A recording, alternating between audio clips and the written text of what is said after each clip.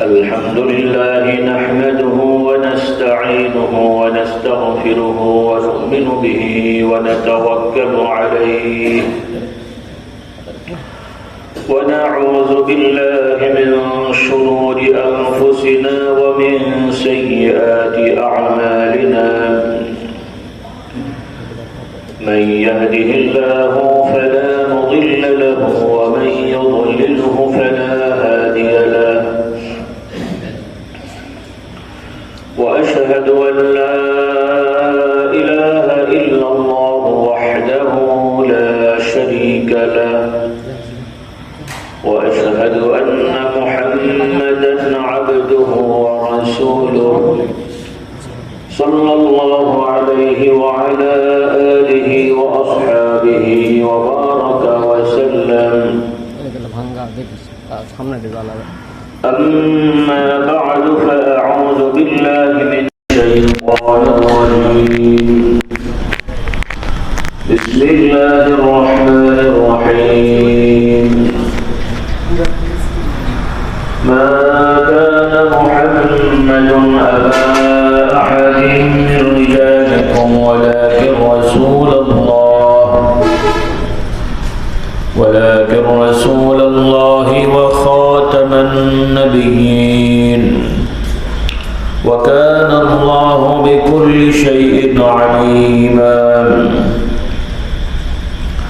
يا أيها الذين آمنوا اذكروا الله ذكرا كثيرا وسبحوه بكرة وأصيلا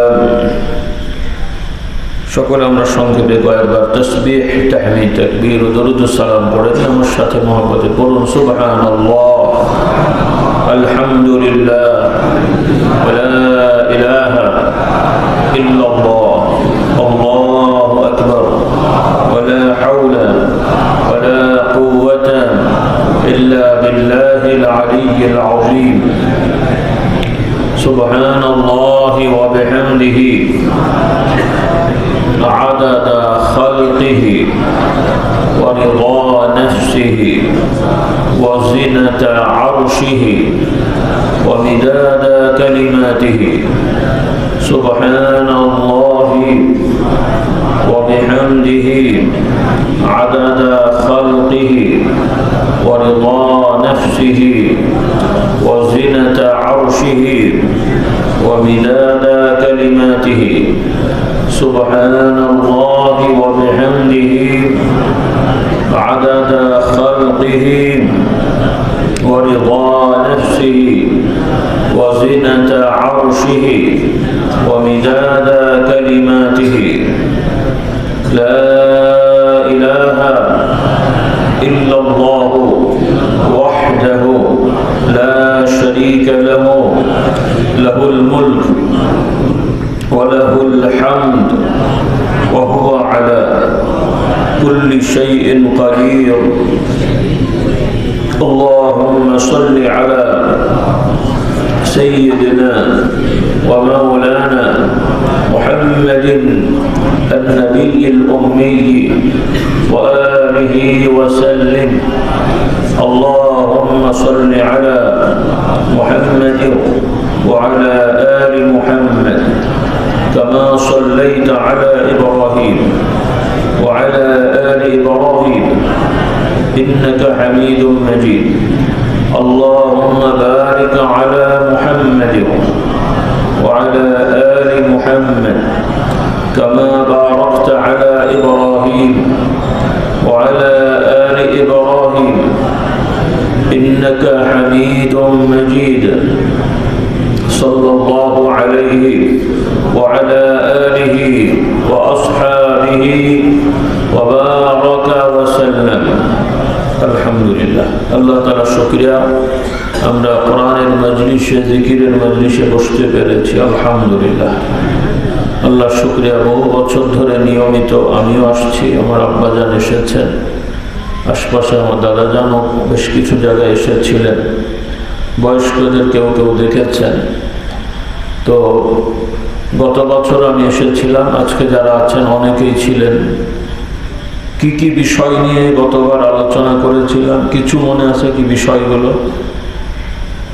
হ্যাঁ, একটু ধারণা দেন দেখি, অন্তত বিষয়গুলো, যে এই এই ব্যাপারে কথা হয়েছে। মনে আছে কিছু বলা এই বিষয়?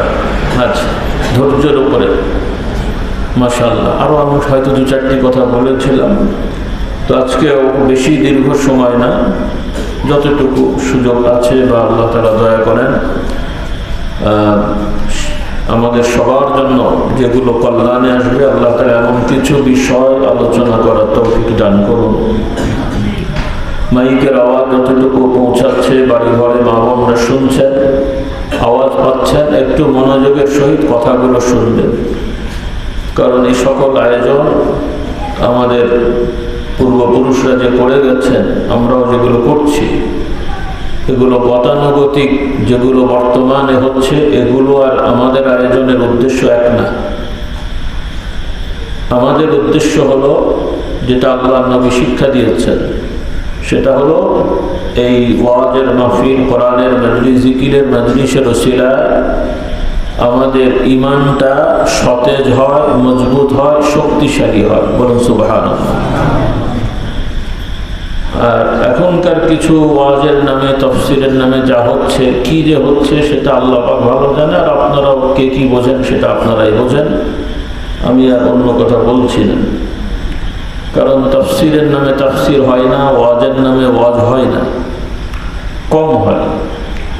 আর যতটুকু হয় সেটা আসলে ওই হওয়া না হওয়া কতটুকু তফাৎ সেটা বোঝা মুশকিল। এজন্যই আমাদের আজকে মুসলমানদের এই দুর্দশা।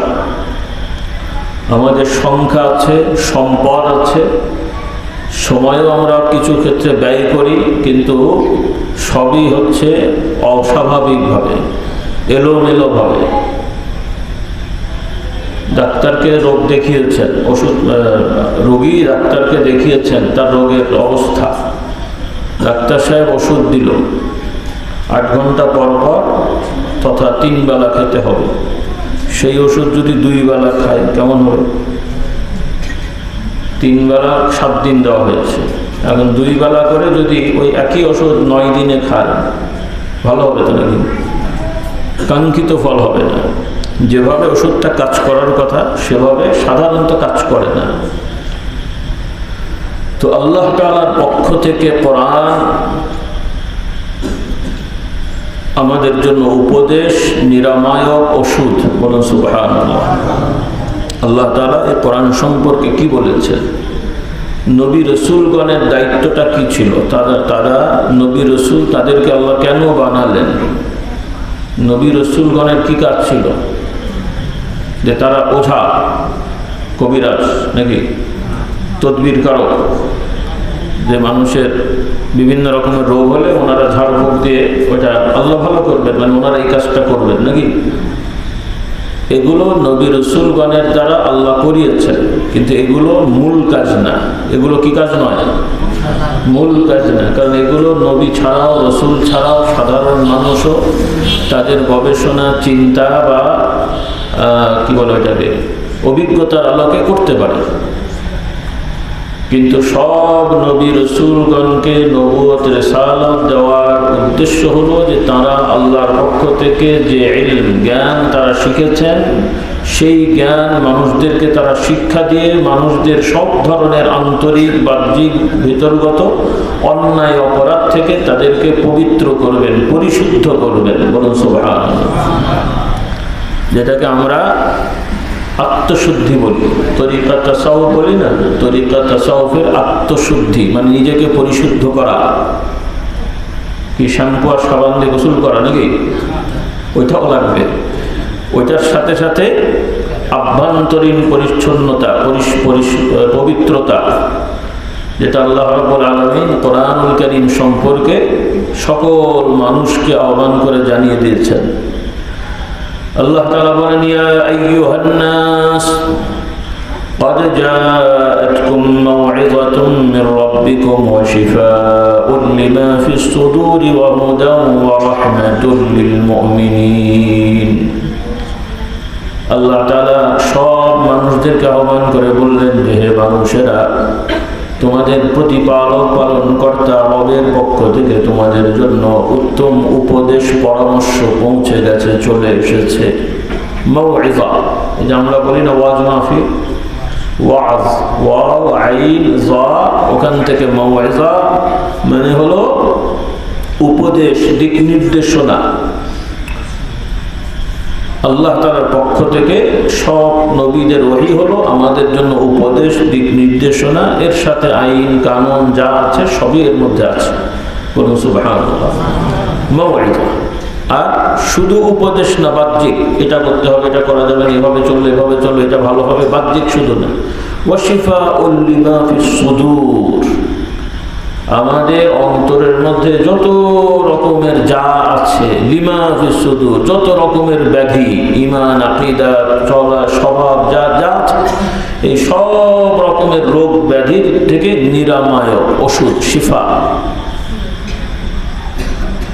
এর চিকিৎসা, চিকিৎসা কি বলে এটাকে, উপাদান, যেটা দ্বারা আমরা সুস্থ হতে পারবো, অন্তরে যা আছে সব সুস্থ করার জন্য এই কোরআন আল্লাহ তাআলা সব দিয়েছেন। শুধু কোরআন না, যত ওহী আছে, কারণ কোরআন যেমন আল্লাহর পক্ষ থেকে হেদায়েত, নূর, আল্লাহ তাআলা অন্য আয়াতে তাওরাতের কথা, ইনজিলের কথা, এরপর ইব্রাহিম অর্থাৎ যে নবীদের প্রতি কিতাব নাজিল হয়েছে, রাসূল, রিসালাত, সেইগুলোর কথা বলেছেন এবং ওহীর কথাও বলেছেন যে আল্লাহর পক্ষ থেকে নবীদেরকে যা শেখানো হয়, জানানো হয়, সেটা লিখিত হোক আর অলিখিত হোক, এই সব কিছুর সবটাই তাদের জন্য, তাদের সব ধরনের সমস্যার সমাধানের মধ্যে নিহিত আছে। বলুন সুবহানাল্লাহ।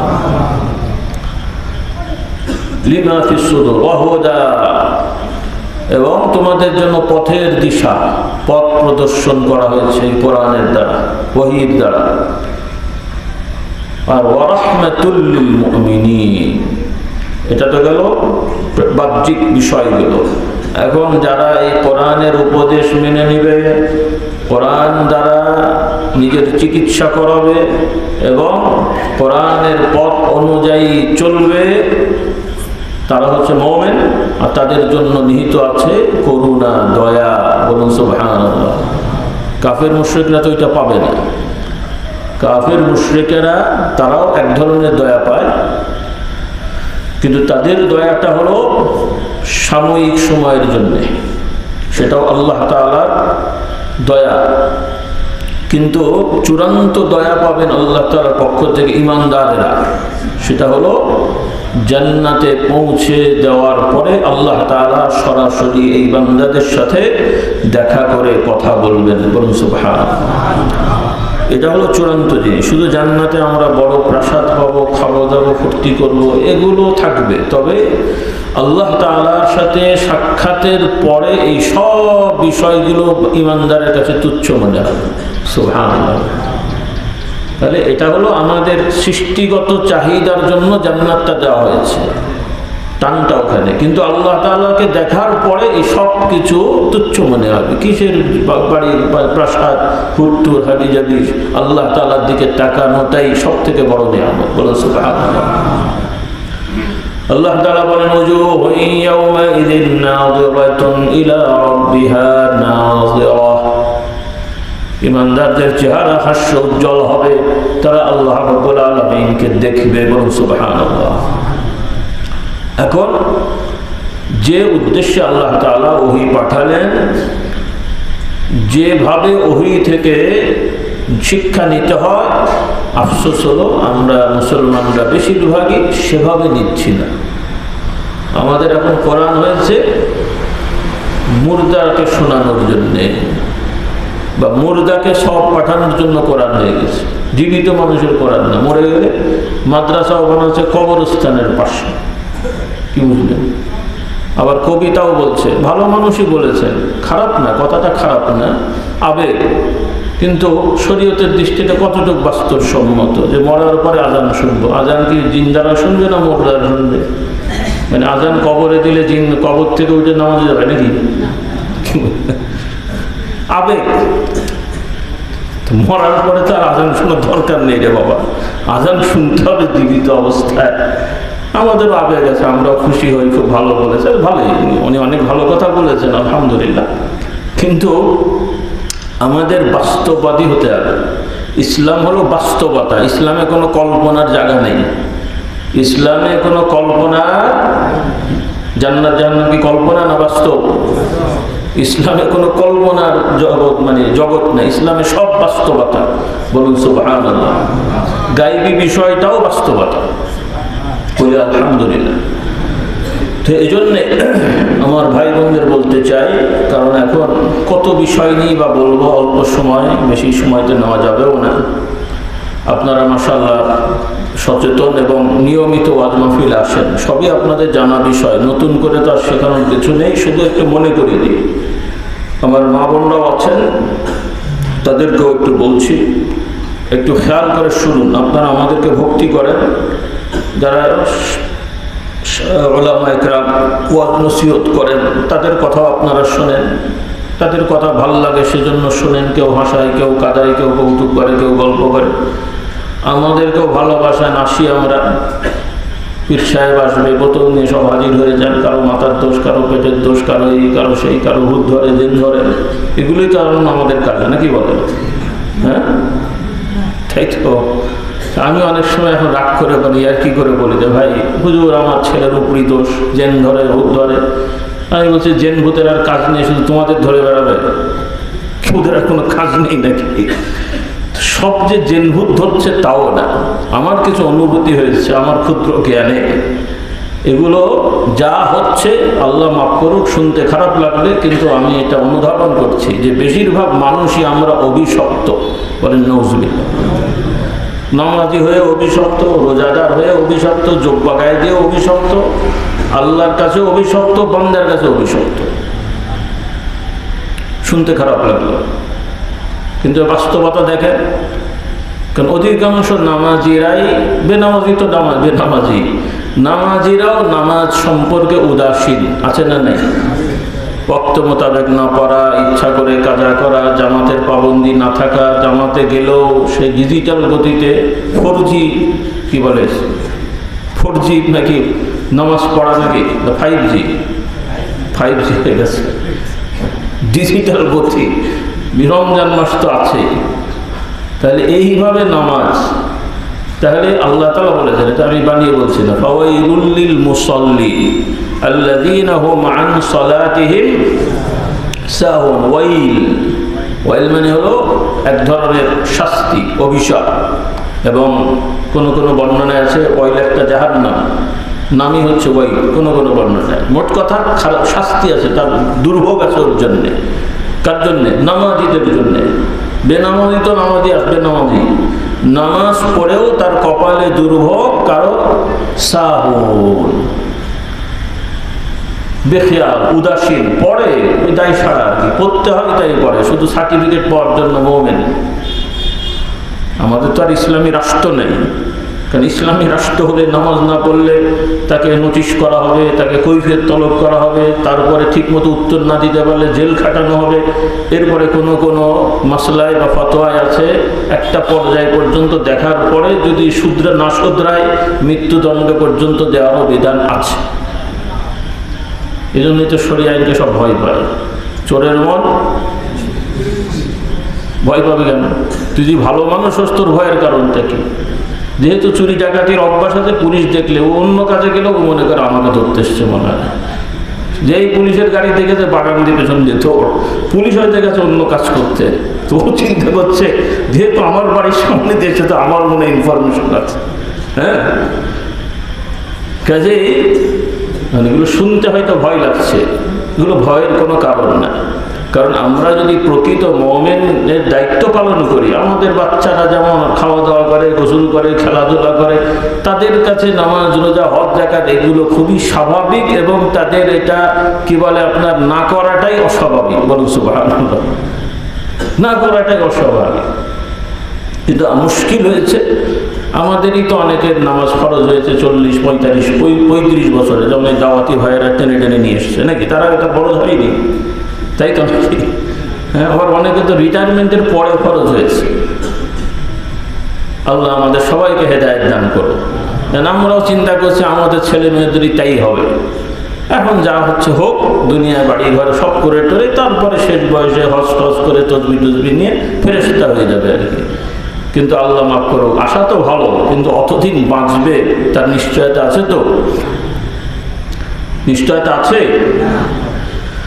আল্লাহু আকবার। ওয়ামা তাদরি নাফসুম মাযা তাকসিবু গাদা ওয়ামা তাদরি নাফসুম বিআইয়ি আরদিন তামুত। আল্লাহ তাআলা বলছেন তোমাদের যে অবস্থা, তোমরা প্রত্যেকেই চিন্তা করো, তোমাদেরকে আগামীতে কি করবে সেটা তোমরা জানো না। কোন মাটিতে কোথায় তোমাদের মৃত্যু হবে সেটাও তোমাদের কোনো হদিস নেই, খবর নেই। হ্যাঁ, এই জন্য প্রস্তুতি সবসময় আমরা নিয়ে রাখি। বাড়ি বানাচ্ছেন, গাড়ি করবেন, সবই হোক, এটা কোনোটাই দোষ না। দুনিয়ার প্রয়োজনীয় বিষয়ের জন্য পদক্ষেপ নেওয়া, পরিকল্পনা করা, আল্লাহর প্রতি ভরসা রেখে উপকরণ ব্যবহার করা, এগুলো শরীয়তের হুকুম, এটা ইসলামের আইন। অন্য ধর্মে এগুলো নেই। কারণ অন্য ধর্মে একদল হয়তো বেশি বস্তুবাদী, আর একদল কল্পনাবাদী, কিন্তু ইসলামের বিধানে বাস্তবতা। এখানে বস্তুবাদীও না, কল্পনাবাদীও না। আল্লাহ তাআলা যেভাবে আমাদের সৃষ্টি করেছেন ওই বিষয়গুলোকে আল্লাহ তাআলা মূল্যায়ন করতে বলেছেন। বলুন সুবহানাল্লাহ। সেজন্য নবী রসুলরা, কোন নবী রসুলকে আল্লাহ তাআলা মানে নবী রসুলগণের জন্য আলাদাভাবে আসমান থেকে নিয়মিত খাবার পাঠাননি যে আপনি নবী, আপনার জন্য ফেরেশতারা খাবার দিয়ে যাবে। হতে পারত তো? সব নবী রসুলকে সামাজিক পেশাজীবী বানিয়েছেন আল্লাহ তাআলা। আমরা যাও একটু হুজুর পীর সাহেবের একটু হাদিয়া নজরানার উপরে নির্ভর করি, কিন্তু নবী রসুলগণ কেউই কোনো হাদিয়া নজরানার উপরে নির্ভরতা ছিল না। আমাদের প্রিয় নবী মুহাম্মদ সাল্লাল্লাহু আলাইহি ওয়াসাল্লাম, তিনিও নবুয়তি দায়িত্ব মানে দাওয়াতি কাজ শুরু করার আগে, কারণ তিনি তো নবী তো সৃষ্টিগতভাবেই, সুবহানাল্লাহ, তিনি তো হঠাৎ করে হন নাই। হাদিসের ভাষা অনুযায়ী, অর্থাৎ আল্লাহ তাআলা যেমন সৃষ্টি জগৎ পরিকল্পিতভাবে সৃষ্টি করেছেন, আদিতেই তিনি খেয়াল ঠিক রেখেছেন এটাকে এটা করবেন, এটা করবেন। তো আদম আলাইহিস সালাম, তার বংশে সব নবী রাসূল মানুষ, কিন্তু আদম আলাইহিস সালামেরও দেহ যখনও বানানো হয়নি, তারও আগে আল্লাহ তাআলা আল্লাহর নবী মুহাম্মদ তার বংশে তিনি সৃষ্টি করে শেষ নবী করবেন, সেটা আল্লাহ তাআলা ঠিক করে রেখেছেন। সুবহানাল্লাহ। এখানে আকীদার অনেক ব্যাপার স্যাপার আছে। আল্লাহর নবীকে দিয়ে আল্লাহ শিখিয়ে দিয়েছেন। কারণ একদল লোক হযরত আলী রাদিয়াল্লাহু তাআলা আনহুর অনুসারী বা ভক্ত দাবিদার, তাদের মধ্যে একটা গ্রুপ আছে, ওদের মধ্যে আবার অনেক গ্রুপ আছে। তাদের মধ্যে একটা গ্রুপ হলো, তাদের বিশ্বাস হলো যে জিবরাইল ওহী নিয়ে এসেছিল হযরত আলীর জন্য, ভুলে মুহাম্মদ সাল্লাল্লাহু আলাইহি ওয়াসাল্লাম দিয়ে চলে গেছে। নাউযুবিল্লাহ। এরকম শয়তানি পাতলামি কথা তাদের কাছে বলছে। কারা? দেখলে সব ফেরেশতার মতন, পাগড়ি, হাতের তসবিহ, এত বড় দাড়ি, দেখলে মনে করবে যে এই ফেরেশতার নাজিল হয়েছে বুঝি, কিন্তু শয়তানের আকীদা একদম। আল্লাহ আমাদেরকে সঠিক জ্ঞান দান করুন।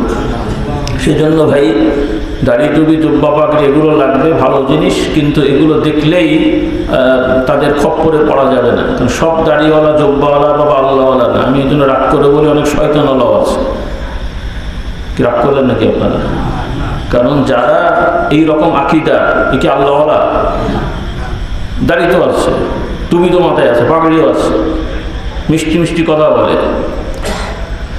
আল্লাহু আকবার। তাহলে রাসূলুল্লাহ সাল্লাল্লাহু আলাইহি ওয়াসাল্লাম তিনিও দাওয়াতি কাজ শুরু করার আগেও ব্যবসা করেছেন, তারপরেও মক্কা শরীফে 13 বছর টোটালটাই তিনি ব্যবসা করেছেন, এবং মদিনা শরীফে আসার পরেও, রাষ্ট্রীয় ক্ষমতা পাওয়ার পরেও আল্লাহ তাআলা বাইতুল মাল থেকে তার ভরণ পোষণের একটা ব্যবস্থা করার সাথেও তিনি ব্যক্তিগত কিছু সম্পদ রাখতেন জীবিকা নির্বাহের জন্য।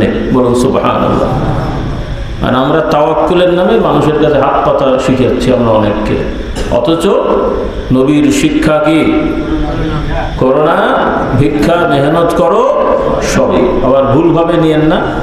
যারা দায়িত্বশীল, গরিব, অসহায় ছাত্রদের, বাচ্চাদের লালন পালন করার জন্য কমিটি বা দায়িত্বশীলরা মানুষের কাছে যান, ওনারা ভিক্ষা করেন না, তাদের আবার ভিক্ষুক বলেন না।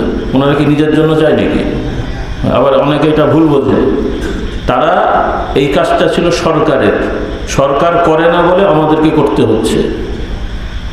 এই এলাকা মানে অর্থাৎ যত গরিব অসহায় মানুষগুলো আছে এদের খাওয়া দাওয়া দেখাশোনা ভরণ পোষণের দায়িত্বটা ছিল সরকারের, ইসলামী সরকার, গভর্নমেন্ট যিনি হবেন তাদের দায়িত্ব হলো যে কত লোক ঠিক মতো উপার্জন করতে পারে না, কারা খেয়ে আছে না খেয়ে আছে, কাদের ঘর নেই বাড়ি নেই জামা নেই কাপড় নেই, খুঁজে খুঁজে তাদের কাছে পৌঁছে দেওয়া, এটা হলো ইসলামী সরকারের দায়িত্ব। আর আমাদের দেশের সরকারের দায়িত্ব কার কি আছে ওর থেকে ঘর থেকে বের করে নিয়ে এসে আরেক দেশে পাচার করা। কি বলেন? তাই তো?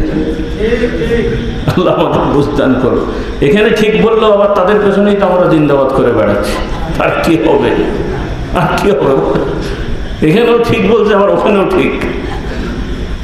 রুচি ঠিক করেন রে বাবা। হ্যাঁ, কিছু করতে না পারেন অন্তত জিন্দাবাদ করতে যেন না, কিছু বাড়িনি ওদের কাছে যাব না। আর পারলে সাইজ করেন, প্রতিরোধ করে তুলেন যে আমাদের এই সমস্ত এলাকায় বদমাশদেরকে কোনো সুযোগ দেওয়া হবে না। কি রাগ করলেন নাকি? আমি কোনো দলের কথা বলিনি, সব দলের কথা বলি। ওই ইসলামের নামেও যদি ভণ্ডামি করে ওইটারও সাইজ করেন। নাম ব্যবহার করলে কি সব ফেরেশতা নাকি? আমি তো আগেই বললাম, কারণ বর্তমানে ইসলামের নামেও অনেক শয়তান বের হয়েছে। যেমন একদল বলবে আমরা কোরআন মানি, কথা সুন্দর, কিন্তু এই কোরআন মানা দাবিদারের মধ্যেও শয়তান আছে, হাদিস মানা দাবিদারের মধ্যেও শয়তান আছে, মাযহাব মানা দাবিদারের মধ্যেও শয়তান আছে। আমাদের তার বাদ দেবো কেন? পীর মুরিদি করা যারা আছে এদের মধ্যে বান্দর শয়তান আছে। কারণ যারা শেখায় মুরিদদেরকে পীরের হাতে বায়াত হলে মুরিদ হলে পীর তোমাকে পার করে নিয়ে যাবে, এগুলো কি শয়তানি না? পীর পার করবে তো কে পার করবে? তো যে শেখাচ্ছে দয়াল বাবা পার করে না। হ্যাঁ, তো এগুলোকে হালকা করে দেখার কোনো সুযোগ নেই। এগুলো ইসলামের বুনিয়াদি জিনিস। ইসলামের বুনিয়াদি জিনিসে কেউ বাঁদরামি করলে এখানে কোনো ধরনের নম্রতা নমনীয়তা দেখানোর কোনো সুযোগ নেই। এটা বুঝতে হবে আপনাদেরকে। শুধু টুপিদারি মুশকিল হচ্ছে, আমাদের দেশি লোক তো পূজারি, কেন এখনো সনাতন ধর্মের লোকেরা আমাদেরকে পুজো করে জানেন। কলকাতায় মাঝে মাঝে আমি হাঁটি, আমি আগে বুঝতে পারিনি, তো আমার দাদাজানকেও আব্বাজানকেও ওরা ওই শহরে ওদের কিছু পূজারে সকালবেলা উঠে ওরা ওদের যারা পূজা নেয় পূজা করায় এরকম কিছু লোক আছে আর কি, ওরা ঘুরে ঘুরে বেড়ায়। ওই দোকানদাররা আসে, ওদের মাথায় কী সব লাগায়, কিছু টন টন মন করে ওগুলো সব মানে ঝাড়ফুঁক দেয় ইত্যাদি করে আর কি। তো কলকাতা আমাদের একটা বাসা আছে, তো মাঝে মাঝে ওই বেরোলে দেখি যে আমাকে প্রণাম করে চলে যাচ্ছে। কী ব্যাপার এরকম করে কেন? পরে বুঝলাম আব্বা বলতেন, কারণ ওদের নিয়ম হলো যে সকল ধর্মের ধর্মীয় গুরুরা ওদের পূজার পাত্র আর কি, ওরা শেখায় আর কি। তো সেজন্য ওরা গাছ পুজো করে, মাছ পুজো করে, কুমির পুজো করে। ওদের আর কি দোষ দেবেন? আমাদের মুসলমানগুলি তো পুজো করে। ওই যে কোথায় জানেন, বাগেরহাটে হযরত কি খানজান আলী রহমতুল্লাহ আলাইহি, ওনার ওখানে একটা বড় পুকুর আছে, দিঘি আছে, ওখানে কিছু কুমির টুমির আছে আর কি। ওখানে মানত নিয়ত করে মুরগি ছাড়ে। আল্লাহ এদের হেদায়েত দান করো। এরপরে ইয়েতে মনে হয় কচ্ছপ আছে সিলেটে, ওখানে ওই একই কাণ্ড করে। এরপরে আর একটা পাথর নাকি আছে ওখানে, আমি অনেক আগে এসে মনে ভুলে গেছিলাম, পরে যখন ইউটিউবে আসছে তো ওখানেও ওই পানি ঢেলে, পাথরের উপরে পানি ঢেলে আবার ওটাকে গড়িয়ে আসে, ওইটা ধরে আবার খায়, চুমু খায়। আল্লাহ এদেরকে হেদায়েত দান করো। তো আসলে আমরা সম্মান করা, ভদ্রতা এগুলো দরকার, কিন্তু সম্মান করতে যে পুজোর মতন করা, ইবাদতের মতন করা, এই জিনিসগুলো ওই আদিকালের এদের যে বদভ্যাস সেগুলো আমাদের মধ্যে রয়ে গেছে। আবার আরেকটা ঝামেলা আছে, শিরিক মুক্ত হতে যে আবার কিছু লোকেরা বেয়াদব হয়ে যাচ্ছে। এরা আবার আলেম ওলামা পীর মাশায়েখ বুজুর্গদেরকে তাদের মূল্যায়ন করতে চায় না। তারা সব মানুষকে সমান বানিয়ে ফেলছে। সব মানুষ কি সমান? আল্লাহর কাছেও সমান? ইহতিরাম আর ইবাদত এই দুটো গুলিয়ে ফেলে অনেকে। সম্মান করতে হবে। আল্লাহ নবী কি বলছেন? এমনিও সাধারণভাবে রাসূলুল্লাহ সাল্লাল্লাহু আলাইহি ওয়াসাল্লাম শিক্ষা দিলেন, আমাদের মধ্যে যারা বড়দেরকে সম্মান করে না, ছোটদেরকে স্নেহ করে না, তারা আমার দলভুক্ত না, মানে আমার উম্মতের মধ্যে এগুলো পড়ে না। সেখানে আমাদের এখন বর্তমান প্রজন্মের কলেজের ছেলেরা আবার ইসলামের নামেও ফেসবুকে দেখি কত গুরু, এদের যে ভাষা এটা ইমানের মধ্যেই পড়ে না। কারণ মিথ্যে কথা বলে, গালাগালি করে, গিবত গিল্লা করে, এগুলো কিসের খাসলত? ইমানের না মুনাফিকের? তো মুনাফিকি করে আবার এরা দিন কায়েম করছে, দুনিয়ার মিথ্যে কথা বলছে, আর একজনের 14 গোষ্ঠী উদ্ধার করছে, গিবত গিল্লা করে বেড়াচ্ছে, কার কোন হুজুরের ঘরের মধ্যে কি ভুল আছে সেগুলো ঢুকে বের করছে। এগুলো কি মুসলমানের কাজ? বরং আল্লাহর নবীর শিক্ষা কি? যে ব্যক্তি অন্য ব্যক্তির ব্যক্তিগত দোষ ত্রুটি গোপন রাখবে, আল্লাহ তাআলা তারও দোষ ত্রুটি গোপন করে দেবে। আর যে ব্যক্তি আরেকজনের দোষ ত্রুটি বের করে তাকে হেয় করার চেষ্টা করবে, আল্লাহ তাআলা ওর মর্যাদা বরবাদ করে দেবে। তো এখন হবেই তাই, খেসারত দিতে হচ্ছে, হবে, সামনেও হবে যদি এখনো এরা শিক্ষা না নেয়। দাওয়াতি কাজ করবে, কেউ ভুল করলে নাম না ধরে আমভাবে বলতে হয়।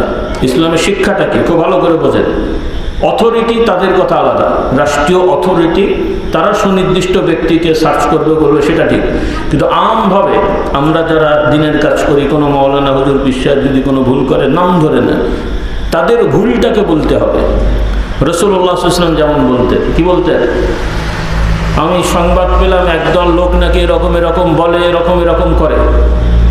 সুবহানাল্লাহ বলে। ওখানে তো মদিনায় তো সবাই শুনলো, যারা করে ওরাও শুনলো, যারা শুনেছে তারাও জানলো। কিন্তু রাসূলুল্লাহ সাল্লাল্লাহু আলাইহি ওয়াসাল্লাম তাদের সম্মান নষ্ট করেন, এই লোকগুলো এরকম করে, ওরা হয়তো আছে ওর মধ্যে, বেচারাদের মান সম্মানের ব্যাপার না। হ্যাঁ, তাহলে আল্লাহ নবী সাল্লাল্লাহু আলাইহি ওয়াসাল্লাম একদম সবাইকে শিক্ষা দিয়ে দিলেন, বলুন সুবহানাল্লাহ। যারা ভুল করেছে তারাও শিখে গেল, আর যারা ঠিক ছিল, মানে ওই ভুলে আক্রান্ত হওয়ার সম্ভাবনা ছিল, তারাও শিখে গেল। বলি আলহামদুলিল্লাহ, এটা হলো ইসলামের বিধান।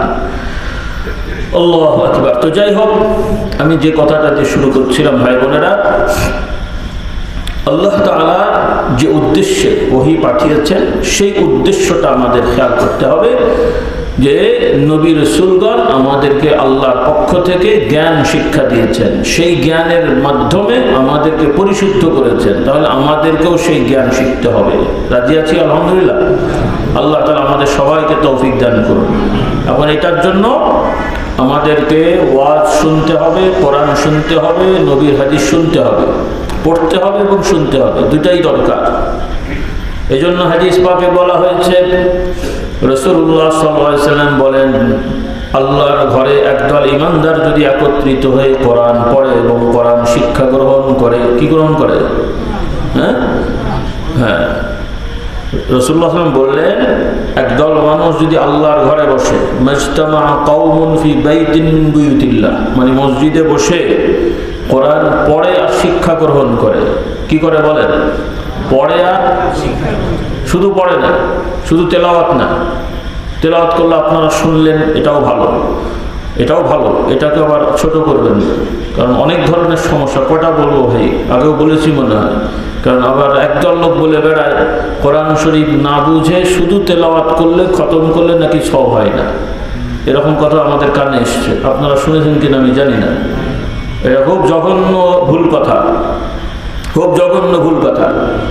আমাদের কথা হলো, কোরআন শরীফ না বুঝেও যদি কেউ তেলাওয়াত করে, সওয়াবের নিয়তে খতম করে, সেটাও সওয়াবের কাজ এবং বরকতের বিষয়।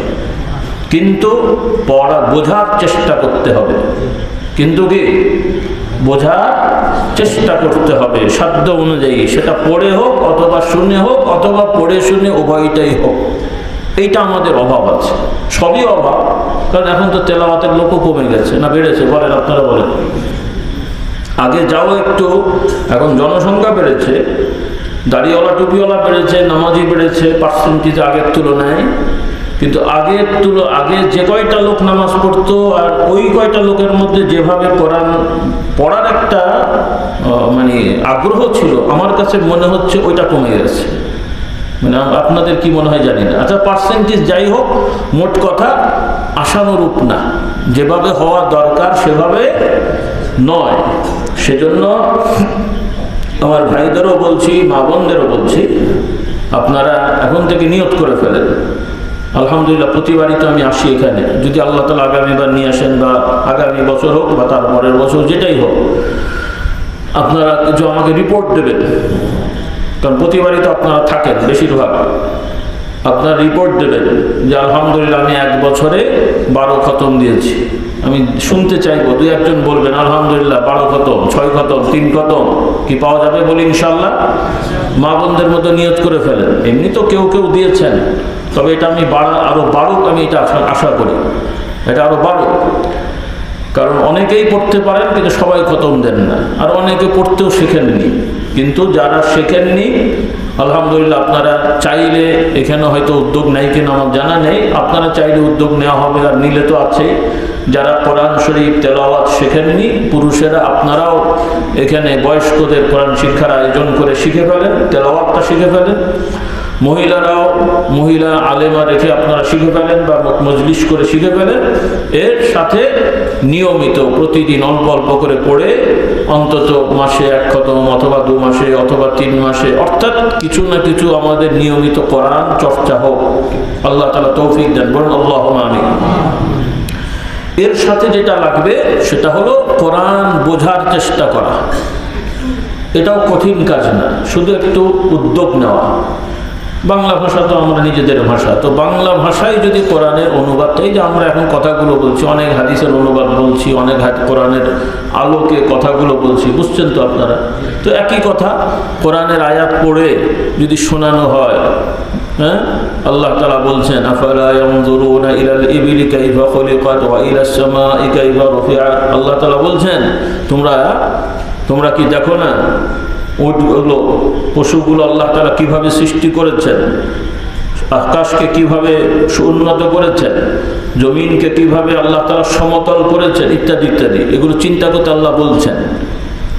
তো চিন্তা করে এরপরে আবার আল্লাহ তাআলা বললেন, অর্থাৎ আল্লাহ তাআলার এই সৃষ্টি জগতের দিকে চিন্তা করে আল্লাহ তাআলা আমাদেরকে অনুধাবন করতে বলছেন যে এগুলো যেমন নিখুঁতভাবে পরিচালিত হচ্ছে, এটা এমনি হয়নি, আল্লাহ তাআলার পরিকল্পনায় হচ্ছে। তোমাদেরকেও বানানো হলো, সেটাও একটা পরিকল্পনায় তোমরা হলে। এখন বাকি যে কটা বছর আছে, কতদিন নিশ্চয়তা নেই, সেই কয়েক বছর তোমার খাওয়ার জন্য, পড়ার জন্য, তখন আবার হতাশ হচ্ছে কেন? তখন আবার আল্লাহ বাদে এই চিন্তা ওই চিন্তা আসছে কেন?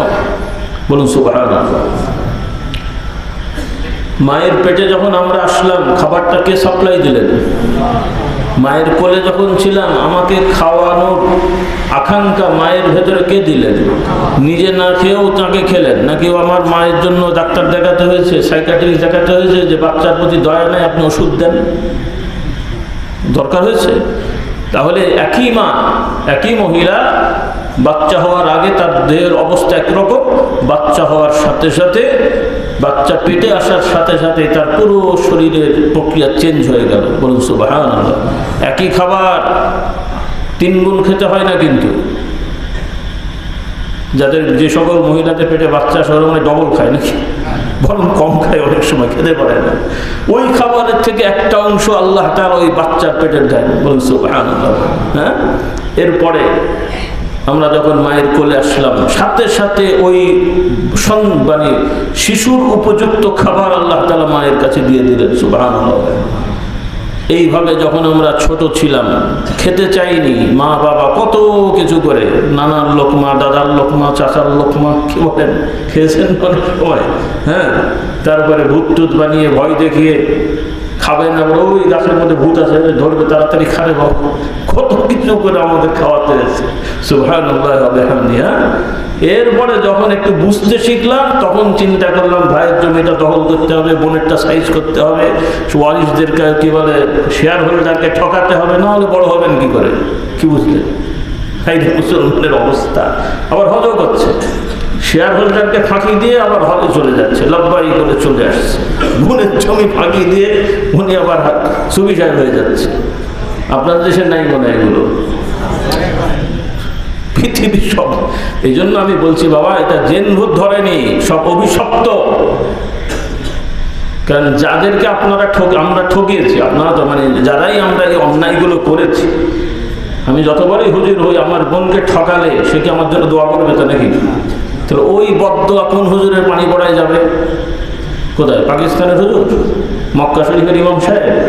ধরে নিয়ে আসেন বেটাকে, দেখি কি করতে পারে।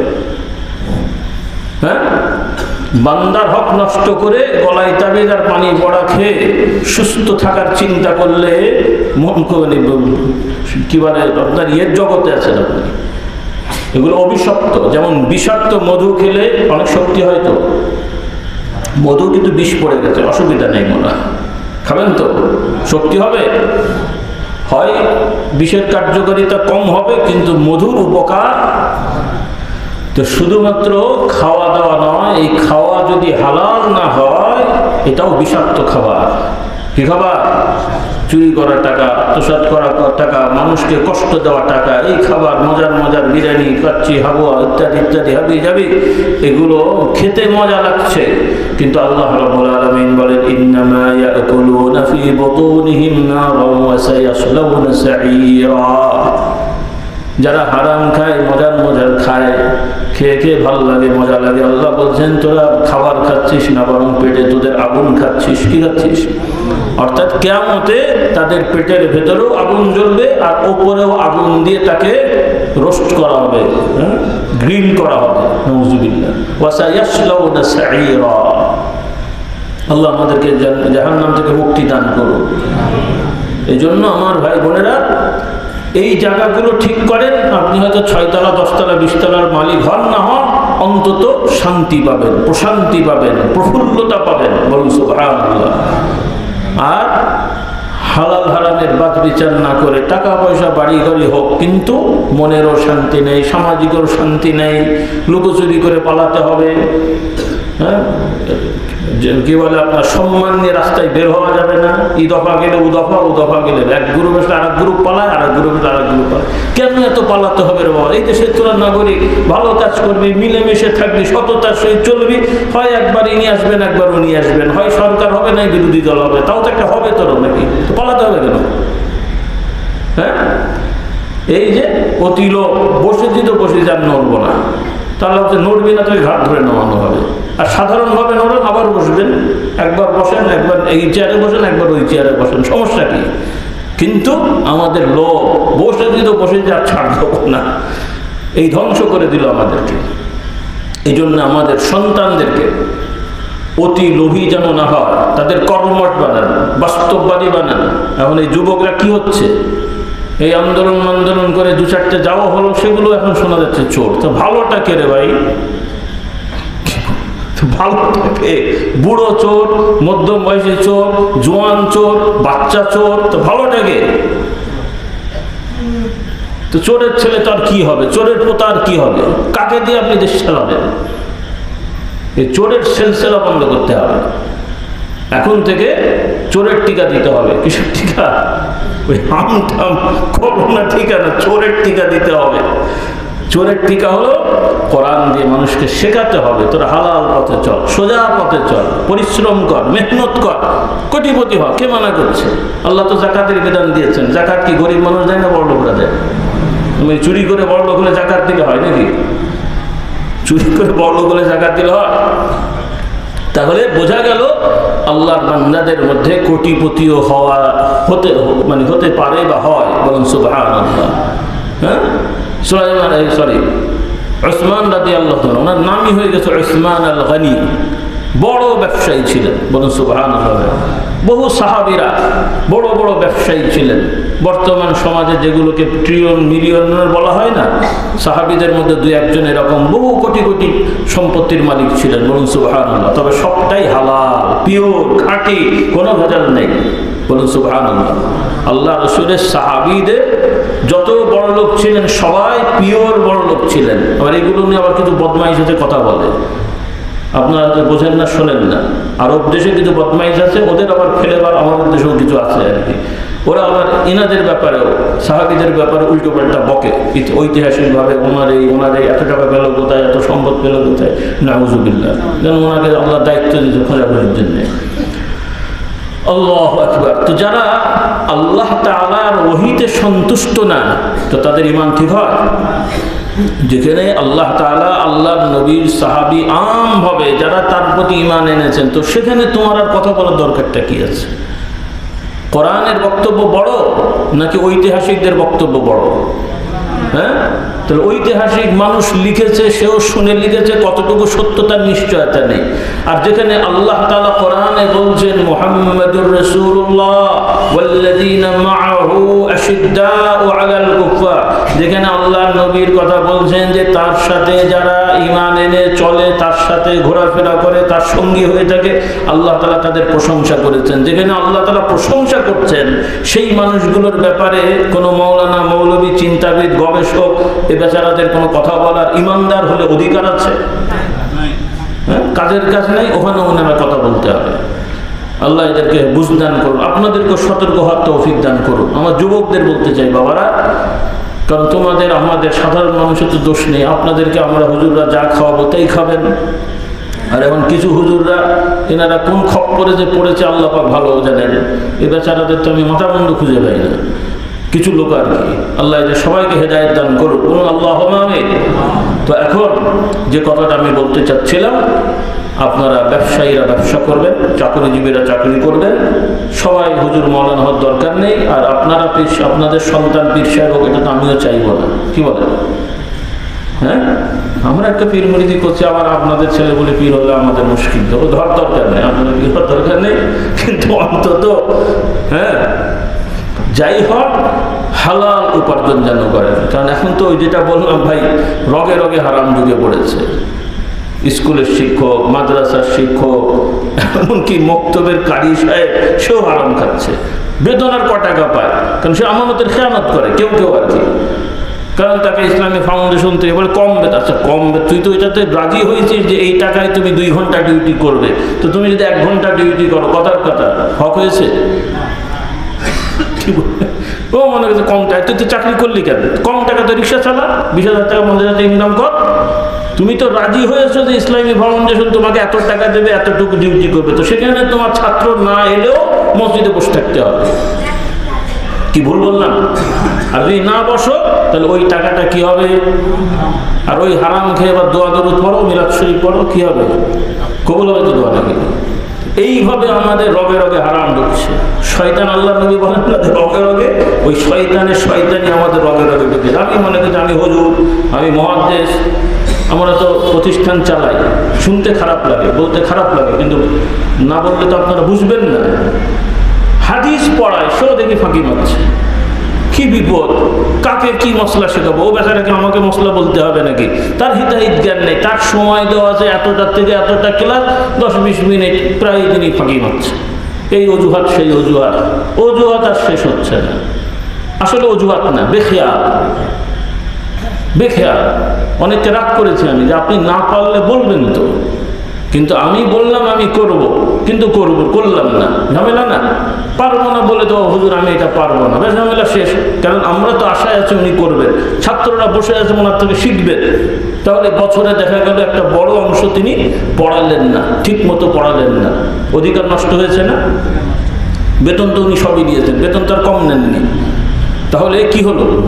এইভাবে স্লোলি পয়জন আমাদের মধ্যে ঢুকছে, যেগুলো আমাদের চরিত্রের মধ্যে প্রভাব ফেলছে, আমাদের ইবাদতে প্রভাব ফেলছে, যার কারণে আল্লাহ তাআলার কাছে আমাদের আল্লাহ মাফ করুক, ইমানদারদের যে সম্মান আল্লাহ তাআলা দেন সেটা আমরা পেতে পারছি না।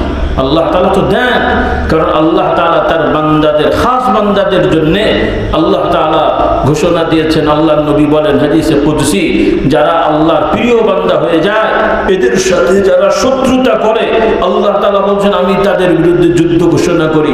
অর্থাৎ আল্লাহর বান্দা হতে পারলে আপনার শত্রু যত বড়ই শক্তিশালী হোক, আপনার পক্ষে আল্লাহ থাকবেন। আচ্ছা, আল্লাহ তাআলা যদি আমাদের পক্ষে থাকে, ইমানদারের পক্ষে থাকে, তাহলে তার সাথে কে পারবে বলেন? আমেরিকা পারবে বলে? ওদের মিসাইল আছে, পারবে? বলুন সুবহানাল্লাহ। তাহলে এটা তো শুধু মুখের কথা বললে হবে না। মুসা আলাইহিস সালামের আল্লাহ তাআলা ঘোষণা বলেছেন, নবীর সাহাবাদের ঘটনা হাদিস শরীফে এসেছে। কাজেই আমাদের যে বিষয়টা করা দরকার সেটা হলো, আসুন আমরা কোরআনের শিক্ষার সাথে নিজেদেরকে জড়িয়ে ফেলি। সাহাবারা আল্লাহর নবীর শিক্ষাকে যেভাবে মূল্যায়ন করে তারা চলেছেন, আমরাও সেভাবে চেষ্টা করে যাই। আমরা সাহাবী হতে পারবো না, কিন্তু আল্লাহর নবীর সাহাবীদেরকে আল্লাহ তাআলা যেভাবে যে সময়ে গায়বীভাবে সাহায্য করেছেন, ইনশাআল্লাহ আমরা সেই পথের প্রতীক হলে আমাদেরকেও আল্লাহ তাআলা ইনশাআল্লাহ করবেন। বলুন সুবহানাল্লাহ। তবে শর্ত হলো সেই পথে চলতে হবে। শর্ত হলো কি? এখন যদি বলেন না অত কি চলা যায়, তাহলে অত আশাও করেন না। অত যদি না পারেন তাহলে অত আশাও করেন না। মিথ্যে কথা বলে জোচ্চুরি করে শুধু স্লোগান দেবো কোরআনের আলো ঘরে ঘরে জ্বালো, দু চারটে আমার মতো হুজুর মন্ত্রী হলে হয়ে গেল কি? দিন কেন হয়ে গেল? আল্লাহ আমাদের সবাইকে হেদায়েত দান করুন। ঘরই সামলাতে পারিনি আমরা, তাহলে আর একজনকে কি হেদায়েত তো আল্লাহ তাআলা দেবেন। কি দায়িত্ব পালন করেছি? আমি হুজুর, পীর সাহেব, মৌলানা সাহেব, মুফতি সাহেব আমার মেয়েকে ছেলেকে সহশিক্ষার প্রতিষ্ঠানে আমি পড়তে দিয়েছি, আবার এইদিকে সে ইসলামের কায়েম করে বেড়াচ্ছি। কারণ আজকে দুনিয়ার প্রতিষ্ঠান নাই, অন্যরা যা পারে করে। আমি তো একজন আলেম মানুষ, আমার ছেলেকে কিভাবে আমি সহশিক্ষার প্রতিষ্ঠানে দিই, আমার মেয়েকে আমি কিভাবে সহশিক্ষার প্রতিষ্ঠানে দিই? তারা যুক্তি হলো সমাজে তো মানুষ হতে হবে, মানুষ সমাজে তো চলতে হবে, তার মানে হারাম পরিবেশে। তাহলে দিনটা কায়েম কাকে দিয়ে করবো? আমি তো বলছি দিন কায়েম করবো কাকে দিয়ে? এই সমস্ত হারামখোর দিয়ে। শুনতে খারাপ লাগছে আর কি, যে হারাম খাই তাকে কি বলে? তাহলে এই সমস্ত হারামখোর দিয়ে জিন্দাবাদ হবে নাকি? এই সমস্ত হারামে যারা অভ্যস্ত, যাদের শালীনতা নেই, নারী পুরুষ একসাথে আড্ডা দেবে, গল্প করবে, হা হি করবে, এদেরকে নিয়ে আমরা দিন কায়েম করতে পারবো? তাহলে কোত্থেকে হবে? শুধু মুখরোচক কথা বললে তো হবে না রে বাবা। আল্লাহ আমাদেরকে সঠিক জ্ঞান দান করুন। বলুন আল্লাহুম্মা আমিন। হেদায়েত আল্লাহ তাআলা দেবেন, কিন্তু আমাদের মেহনতের নিয়ম অনুযায়ী চেষ্টা করতে হবে। নিয়ম অনুযায়ী চেষ্টা করতে হবে। ওজোরের মশলা ওজোর, চেষ্টা করেছেন, ওজোর হয়ে গেছে, পারেননি, আল্লাহ তাআলা ক্ষমা করে দেবেন। কিন্তু আয়োজন করে অন্যায় করলে তো ভাই সে তো বিপদ। আয়োজন করা একটা হলো ওজোরের মশলা কি? কোনো এক জায়গায় গেছেন, অমুসলিম দেশে আটকা পড়ে গেছেন, কোনো খাবার পাচ্ছেন না। মুরগি হলো আল্লাহ ছাড়া, মানে বিসমিল্লাহ ছাড়াই জবাই করা। খাবারও যা আছে তাও দেখা যাবে যে এমন সমস্ত জায়গায় রান্না করে, সেখানে হয়তো হারাম জিনিস রান্না করে। প্রচণ্ড খিদে লেগেছে, না খেলে জীবন নিয়ে টানাটানি। তখন এই খাওয়া কি হালাল, তাও কি বেঁচে থাকার মতন। মানে কথা আছে, ওখানে মজা করে গলা পর্যন্ত খাওয়া যাবে না, বেঁচে থাকা মানে শরীরটাকে নিয়ে চলার মতন অতটুকু খেতে পারবেন, এটা হালাল। কিন্তু তার মানে কি শুয়োরের গোশত কোরমা করে খাবেন নাকি ওই বিসমিল্লাহ ছাড়া মুরগি জবাই করেছে, মানে কেটেছে, ওইটা মানে মজা করে খাবেন? এটা ইন্ডিয়াতে মুরগি পাবেন, সব হোটেলে মুরগি পাবেন। অনেক মানুষ বাঙালি বোঝে না, তো জীবনে তো যায়নি, পরিবেশ বোঝে না, ওরা মনে করে মুরগি তো হালাল, বসে খেয়ে ফেলে। কিন্তু ওইটা যে জবাই ছাড়া কাটা হয়েছে অনেকেরই খবর নেই। কিন্তু হিন্দুরা অনেকে মুরগি খায়, কিছু গ্রুপ আছে কিচ্ছু খায় না। ওরা বলে জীব হত্যা মহাপাপ, কাজে মুরগি, গরু, ছাগল, হাঁস এগুলো কিচ্ছু খাওয়া যাবে না। তো কি খায়? ভেজে, মানে ওরা হলো কি যেন বলে ওটাকে, নিরামিষ, ভেজিটেরিয়ান। এখন মুরগির মানে জীবন আছে, জবাই করলে মানে কাটলে মরে যায়, মাছ কাটলেও সেটাও খারাপ হবে, মানে জীব হত্যা হবে। তাহলে এই যে আমরা যে ধান কাটি, ধান যে কেটে নিয়ে আসি, ধান গাছ না, ওর জীবন আছে না নাই? কদু, ফসল, অন্য সবজি। আগে সায়েন্স ছিল না, উদ্ভিদ বিজ্ঞান এত বেশি হয়নি, মানে অত সমৃদ্ধ ছিল না, মানুষ জানে নাই। তাহলে এখন বোঝা গেল গাছপালা সবার কি আছে। তাহলে আগে খেয়েছেন, এখন তো এগুলো খাবার দিতে হবে। তো কি খাবেন? হ্যাঁ, বাচ্চারা কি খাবে বলো? সকালবেলা উঠে 2টা চর, কি বিকেলবেলা 2 ঘুষি, আর কি খাবো? আল্লাহ দান করুন। ওই যে দর্শন, কত দর্শন! আল্লাহ তাআলা এগুলো আমাদের জন্য খাবারের ব্যবস্থা করে দিয়েছেন। বলুন সুবহানাল্লাহ। ওয়াহিল্লাত লাকুম বাহিমাতুল আনআমি, আল্লাহ তাআলা বলেন তোমাদের জন্য গৃহপালিত পশুকে আমি হালাল করে দিয়েছি। সুবহানাল্লাহ। গরু, ছাগল, হাঁস, মুরগি বিসমিল্লাহ বলে জবাই করে তোরা খাবি। বলুন সুবহানাল্লাহ। আর আল্লাহ তাআলা বিসমিল্লাহ ছাড়া, আল্লাহর নাম ছাড়া গরু, ছাগল, হাঁস, মুরগি যদি কাটা হয়, জবাইও যদি করা হয়, ওরা হচ্ছে জবাই করে না, ওরা হচ্ছে উল্টো দিক থেকে কতল করে। তো কতল করলে হবে না, জবাই করতে হবে, বিসমিল্লাহ বলতে হবে, জবাই করতে হবে, বিসমিল্লাহ বলতে হবে। আর এই বিসমিল্লাহটা যদি ইহুদি খ্রিস্টানও বলে না, এখানে ওর মশলা আছে, ইহুদি খ্রিস্টানও যদি বিসমিল্লাহ বলে তাহলে হবে, হিন্দু বললে হবে না। কারণ ইহুদি খ্রিস্টানরা আগে তাদের যারা ধার্মিক ছিল, এখনকার ইহুদি খ্রিস্টান, এখন তো ইহুদি খ্রিস্টান দূরের কথা, মুসলমানগুলো তো বলে না। মুসলমানেরও তো এখন ঠিক নামে মুসলমান, এরাও ঠিক মতো জবাই করে না, বড় মুশকিল। আল্লাহ এদেরকে হেদায়েত দান করো। কিন্তু আল্লাহ নবীর সমাজে সাহাবারা তো সবাই বিসমিল্লাহ বলে জবাই করেছে। আর ওই সময়ের যারা ইহুদি খ্রিস্টান ছিল, ওরাও এমনি ব্যক্তিগতভাবে আকীদায় শিরক থাকলেও তারা জবাইয়ের ক্ষেত্রে আল্লাহর নাম ব্যবহার করত। কি বলতো? বিসমিল্লাহ বলতো। এই জন্য কোরআন কারীমে আল্লাহ তাআলা ওদের জবাইকে বৈধতা দিয়েছেন, যেহেতু ওদের জবাইটা আমাদের জবাইয়ের মতন। এখনও যদি তারা ওইটা মানে তাহলে বৈধ, কিন্তু এখনকার যে ইহুদি খ্রিস্টান এরা অনেকেই বিসমিল্লাহ বিসমিল্লাহ বলে না, কাজে ওই মশলার উপরে এদেরকে ধরা যাবে না। আল্লাহ তাআলা আমাদের বোঝার তৌফিক দান করুন। তো খোলাসা কথা হলো, দেখেন আল্লাহ রাব্বুল আলামিন আমাদেরকে এই সব বিষয় দিয়েছেন।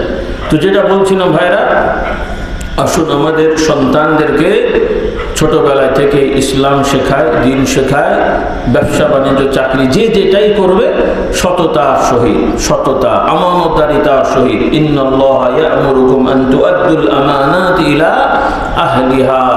আল্লাহ তাআলা হুকুম দেন যে যার যার প্রাপ্য পাওনা তার কাছে তোমরা পৌঁছে দাও, এটাই আল্লাহ তাআলার হুকুম। এজন্য আমরা যার যার দায়িত্ব নেব, সেই দায়িত্বগুলো সঠিকভাবে পালন করা। না পারলে কর্তৃপক্ষ যার থেকে নিচ্ছি তাকে জানাতে হবে যে ভাই এই পরিমাণ নিয়েছিলাম, আমি এটা পাচ্ছি না। কারণ সে আশায় আছে আমি করব, কিন্তু করলাম না, পরে বললাম যে এই সেই হ্যানত্যান অজুহাত দেখালাম, এটা ঠিক হলো না। ওয়াদা খেলাফ করা যাবে না, যে রাসূলুল্লাহ সাল্লাল্লাহু আলাইহি ওয়াসাল্লাম বলেছেন, এগুলো সবই আমাদের জানা, আপনারাও এগুলো মেনে চলেন। তবে এই শিক্ষাগুলো সন্তানদেরকে দিতে হবে যে বাবা মিথ্যে কথা বলা যাবে না, ওয়াদা খেলাফ করা যাবে না, যার যেটা দায়িত্ব নিয়েছো সেই দায়িত্ব সঠিকভাবে পালন করতে হবে। না পারলে কর্তৃপক্ষকে জানাতে হবে। কিন্তু লুকোচুরি করে আমরা চলবো, এতে করে যে সমস্যাটা হবে, আমাদের মধ্যে পয়জন, বিষ ঢুকবে, খাওয়াতে, চলাতে, পড়াতে।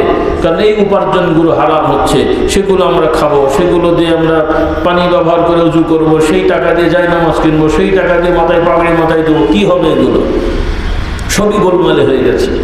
এই জন্য একটু সচেতন হই। আর এটা অস্বাভাবিক কিছু না, অবাস্তব কিছু না, একটু সোজা রাস্তায় চলতে হবে, আমাদের খেয়াল করে চলতে হবে। এরপরে পারিবারিক যে বিষয়গুলো আছে, অনেক পরিবারে জুলুম হয়, ছেলের বউয়ের প্রতি শাশুড়িরা জুলুম করে, ছেলের বউ শাশুড়িদের সাথে বেয়াদবি করে। এখন এগুলো ঘরে ঘরে বেড়ানো ঢুকে পড়েছে। এগুলো অশান্তির কারণ, এগুলো এক ধরনের জুলুম। কারণ বহু বাড়ির বউ তাকে এমন কিছু কাজ দেওয়া হয় বা তাকে করানো হয় বা আশা করা হয় যেটা তার দায়িত্বের মধ্যে পড়ে না, কিন্তু জোর করে করানো হয়, তাহলে সে জুলুমের শিকার হচ্ছে। কারণ আপনার স্ত্রী হলেও আপনি জুলুম করতে পারেন না। আপনার স্ত্রী মানে আপনার যা ইচ্ছা তাই করবেন তা নয়, তার দায়িত্ব যেটা সেটা আপনি বাধ্য করতে পারেন, কারণ সেটা তো এগ্রিমেন্ট। কিন্তু তার দায়িত্বের বাইরে যেটা, সেটা তাকে প্রেশার দিয়ে করানো যায় না, উৎসাহ দিয়ে করতে পারেন, ঘুষ দিয়ে করাতে পারেন। কি বলেন? বউকে ঘুষ টুস দেওয়া যায়, অফিস আদালতে না, ঘুষ দিয়ে করাতে পারেন। অর্থাৎ বাড়তি কিছু সুযোগ সুবিধা দিয়ে, শাড়ি টাড়ি দামি দামি কিনে দিয়ে, কিছু টাকা পয়সা দিয়ে, উৎসাহ দিয়ে করাতে পারেন। কিন্তু যেটা তার দায়িত্বের মধ্যে পড়ে না, সেটা যদি জোর করে করান, সে হয় দুর্বল হলে মেনে নিয়ে করে, কিন্তু ভেতরে ভেতরে তার অভিমান থাকে। এটার অভিশাপ যে পড়ে আপনার মায়ের ওপরে, আপনার পরে, আল্লাহ মাফ করুন। এছাড়াও ছেলের বউরা অনেক সময় ছেলের মায়ের সাথে, স্বামীর মায়ের সাথে বেয়াদবি করেন, এটাও বড় খারাপ। কারণ বড়দের সাথে অসম্মান করা এটাও অন্যায়, সেটাও বদদুয়া পান। তাহলে রহমতটা আসবে কোত্থেকে? রহমত আসবে কোত্থেকে? আমরা যদি বড়দের সাথে বেয়াদবি করি তাহলে রহমত আসবে? আমরা যদি আরেকজনের প্রতি অবিচার করি রহমত আসবে? কারণ আল্লাহ নবী বলেন, তোমরা দুনিয়াবাসীর প্রতি দয়া করো আসমানওয়ালা তোমাদের প্রতি দয়া করবেন। আমরা দয়া ভুলে যে শুধু ঘাড়ে চাপিয়ে দিচ্ছি, অমুকের দায়িত্ব, বাড়ির বইয়ের দায়িত্ব, 14 গোষ্ঠী দেখতে হবে, এগুলো বাবা ভুল কথা। এগুলো আপনাদেরকে বুঝতে হবে। আগে তো অনেক জিনিসই হয়েছে বা হচ্ছে।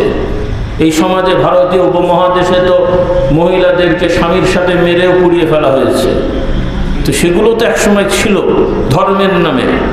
তো ওই রকম সামাজিকতার নামে অনেক জিনিসই আমাদের রগে রগে ঢুকে আছে, যেটা ইসলামের নিয়মের সাথে সাংঘর্ষিক, যেটা অমানবিক, অস্বাভাবিক, কিন্তু সেগুলোকে আমরা সামাজিকতা ধরে নিয়েছি। আর এর কারণে আমাদের বিশেষ করে মেয়ে মহল অনেকেই নির্যাতিতা হন, জুলুমের শিকার হন, আর এটার খেসারত কিন্তু আপনাদের দিতে হচ্ছে। সেজন্য আপনার আমার স্ত্রীরা যেন জুলুমের শিকার না হয় সেই দিকে লক্ষ্য রাখতে হবে। তাদের অধিকারগুলো সঠিকভাবে আদায় করতে হবে। আল্লাহ তাআলা আমাদের সবাইকে তৌফিক দেন। কারণ এগুলোও কিন্তু নামাজ রোজার মতোই ফরজ। নামাজ যেমন আল্লাহ হুকুম দিয়েছেন আকিমুস সালাহ, রোজা যেমন হুকুম দিয়েছেন কুতিবা আলাইকুমুস সিয়াম, ওভাবে আল্লাহ তাআলা স্বামীদেরকে হুকুম দিচ্ছেন। আল্লাহ তাআলা বলছেন ওয়াশিরুহুন্না বিল মা'রুফ, হে স্বামীরা, পুরুষেরা, স্বামী যারা, তোমাদের স্ত্রীদের সাথে ভালো আচরণ করো। সুবহানাল্লাহ, ভালো সুন্দর আচরণ করো, জুলুম করো না। আবার স্ত্রীদেরকেও আল্লাহ তাআলা হুকুম দিয়েছেন। আল্লাহর নবী বলেন যে কোনো মহিলা যদি মারা যায় আর তার স্বামী যদি তার প্রতি সন্তুষ্ট থাকে, আল্লাহ তাআলা তাকে জান্নাত দান করবে। তার মানে একজন মহিলা তার সর্বোচ্চ সম্মান এবং সুন্দর ব্যবহার তিনি তার স্বামীর সাথে করবেন, এবং প্রত্যেক স্বামীও তার স্ত্রীকে সম্মান দিয়ে মূল্যায়ন করবেন।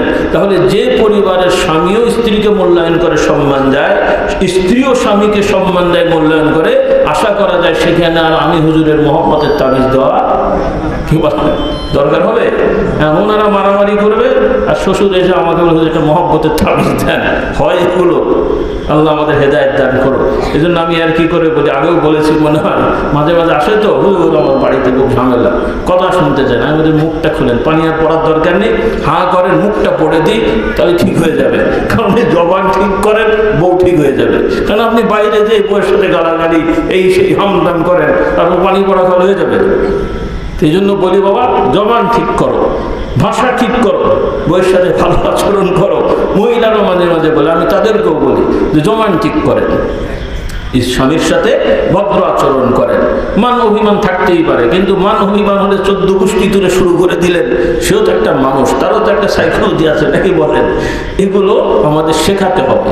এগুলো কোরআন হাদিসের শিক্ষা, কোরআন হাদিস এগুলো আছে। কিন্তু মুশকিল হলো আমাদের অধিকাংশ ছেলে মেয়েরা তো এগুলো শেখে না, পড়ে না, প্র্যাকটিক্যালও পড়া হয় না, এগুলো মনে করে একটু পড়ে দেওয়া হয়। এজন্যই বাস্তব ভিত্তিক একটা পুরুষ বাচ্চাদেরই শেখাতে হবে স্বামী ও পুরুষের দায়িত্বটা কি, স্বামী হিসেবে, বাবা হিসেবে, ভাই হিসেবে, সন্তান হিসেবে একজন নারীর দায়িত্বটা কি, স্ত্রী হিসেবে, বোন হিসেবে, ইত্যাদি ইত্যাদি। কোরআন হাদিসের আলোকে এগুলো ভেঙে ভেঙে যদি এদেরকে শেখানো হয়, ট্রেনিং দেওয়া হয়, তাহলে তারা আদর্শ মানুষ হবে, যেটা সাহাবাদের মধ্যে ছিল। বলুন সুবহানাল্লাহ। সাহাবাদের মধ্যে পুরুষরা আল্লাহ নবীর কাছে যে শিখছে, নারীরাও যে শিখছে। এক মহিলা এসে বলছে, ইয়া রাসূলুল্লাহ, আমার স্বামী খুব বখিল, ঠিক মতো খেতে দেয় না, ওই কিপটিমি করে করে দেয়, এখন কি করব আমি? রাসূলুল্লাহ অনুমতি দিলেন, হ্যাঁ এখন কি করবো? উনি শুনতে এসছেন, এখন আমি কি করবো? যদি ওনাকে না বলে কিছু নিই কি আমার চুরি হবে কিনা? রাসূলুল্লাহ, হ্যাঁ তুমি বেশি নিও না, তোমার স্বাভাবিক খাওয়া পড়ার জন্য যেটা দরকার সেটা যদি সে কম দেয় তুমি ওই পরিমাণ নিতে পারবে, এটা তোমার চুরি হবে না। আর যদি কিছু করে ধরে তার বাবা ধরে নিয়ে এসো আমার কাছে। বলুন সুবহানাল্লাহ। হ্যাঁ, আল্লাহু আকবার। কাজেই আল্লাহ রাসূল সব সমাধান দিয়ে দিয়েছেন। বলুন সুবহানাল্লাহ। কাজে এই শিক্ষাগুলো আমাদের সন্তানদেরকে দিতে হবে। তো আমার অনুরোধ, আসুন আপনারা ঘরে ঘরে কোরআন চর্চা শুরু করে দেন, ব্যক্তিগতভাবে পড়েন, মসজিদে এসে শোনেন, জুমার দিন আগে আগে মসজিদে আসেন, যে যে মসজিদে জুমা পড়েন একটু আগে আগে মসজিদে যাওয়ার অভ্যাস করেন। এবং আরেকটা রেওয়াজ আপনারা যদি পারা যায়, এটা খুব কঠিন কিছু না, আলাদা টাকাও লাগবে না, জাস্ট একটা উদ্যোগ, তবে এই উদ্যোগটা নিলে অনেক ফায়দা আশা করি পাবেন। সেটা হলো জুমার আজান আপনারা ওয়াক্ত মোতাবেক দেন, মানে প্রথম ওয়াক্তে দেন। কারণ এখন যেটা হয়, রমজান ছাড়া ফজরের আজানও দেখা যায় যে ওয়াক্ত ঢোকার 20-20 মিনিট পরে দিচ্ছে, কেউ দিচ্ছে 5 মিনিট পরে, কেউ 20 মিনিট পরে, সেই জন্য আজানই হচ্ছে 1 ঘন্টা ধরে।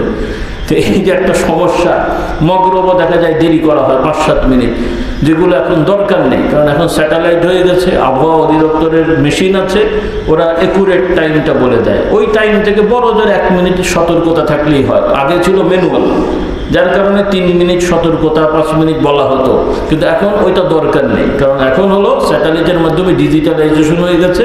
যদি আমাদের মোবাইল অ্যান্ড্রয়েড হয় আর যদি আমরা আবহাওয়া অধিদপ্তরের পয়েন্টিং জানি, তাহলে এখানে বড় জোর 1 মিনিট সতর্কতা হলেই হয়। সেখানে 3-4 মিনিট করে আরও দেরি করা হচ্ছে।